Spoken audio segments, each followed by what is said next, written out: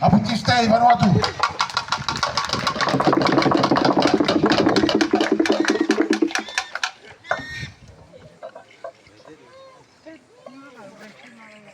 His Excellency, Head of State, Chief Molyo Navanua, Honorable Prime Minister Sutanapak, Honorable Ministers, Honorable MPs,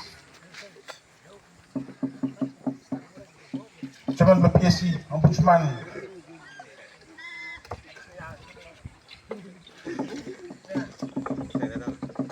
Police Commissioner,